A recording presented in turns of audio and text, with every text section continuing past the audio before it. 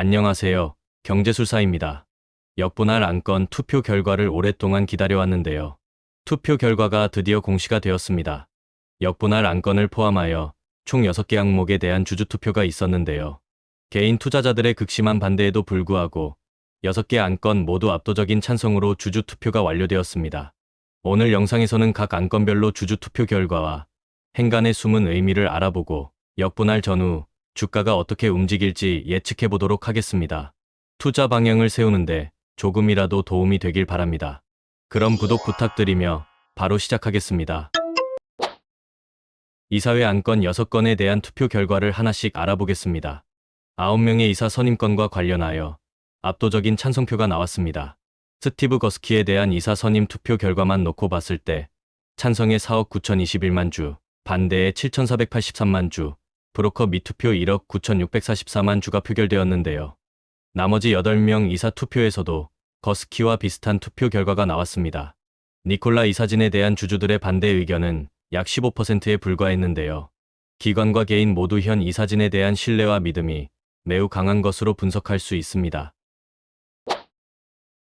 역분할 여부와 회사 측에서 제시한 역분할 비율에 대해 찬성 4억 8,490만 주, 반대는 2억 194만 주를 기록했고 기권은 1,107만 주였습니다.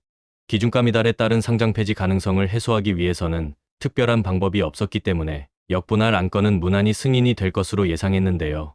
본 안건은 압도적인 찬성으로 가결되었습니다. 가장 논란의 중심에 있었던 주식 발행수 조정과 관련해서는 과반수 투표가 어려울 것으로 봤는데요. 모두의 예상을 깨고 압도적인 찬성으로 승인되었습니다. 역분할 비율이 10분의 1에서 30분의 1에 맞춰 주식 발행수가 줄어드는 게 아닌 주식 발행수를 기존 16억 주에서 10억 주로 줄인다는 안건이 되겠는데요. 이번 안건의 승인으로 인해 회사는 거의 무한정으로 오퍼링을 할 수 있게 되었습니다.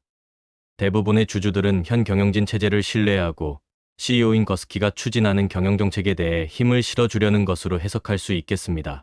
투표 결과를 살펴보면 아래와 같습니다. 찬성 5억 5,224만 주, 반대 1억 9,712만 주, 그리고 1,213만 주는 기권을 했는데요. 역분할 안건보다 더 많은 찬성표를 얻은 걸 확인할 수 있었습니다.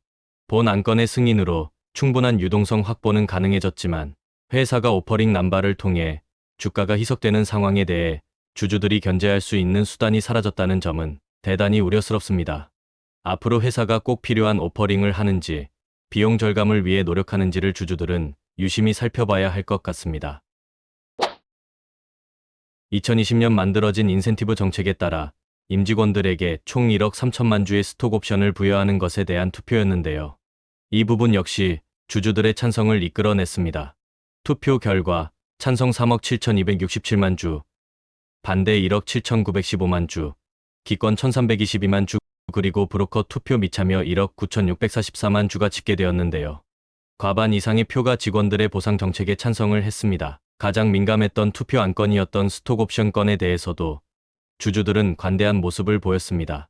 현재 니콜라 총 주식수는 13억 5,600만 주가 되겠는데요. 스톡옵션이 모든 직원들에게 부여되면 발행 주식 수가 약 10% 증가할 예정입니다. 향후 직원들에게 스톡옵션이 부여되면 주가 희석 가능성이 높다는 점은 주의가 필요해 보입니다. 이번 투표 결과의 핵심은 앞에 4가지 안건의 승인 여부였는데요. 모든 안건이 압도적인 과반의 찬성으로 통과되었습니다. 압도적인 찬성표 덕분에 거스키 체제는 더욱 확고해질 것으로 보이는데요. 직원들에게 충분한 성과 보상이 지급되면 회사에 대한 소속감은 더욱 커질 것으로 예상됩니다. 나머지 2개 안건에 대해서도 살펴보도록 하겠습니다.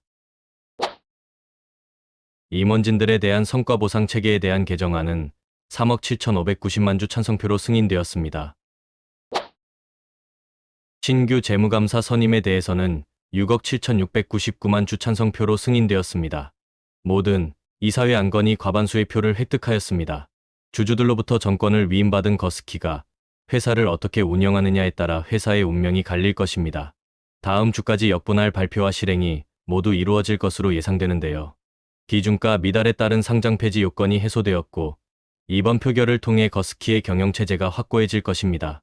반대로 대규모 오퍼링 가능성, 1억 3천만 주 스톡 옵션 지급에 따른 주가 희석 등은 악재로 작용할 수 있습니다.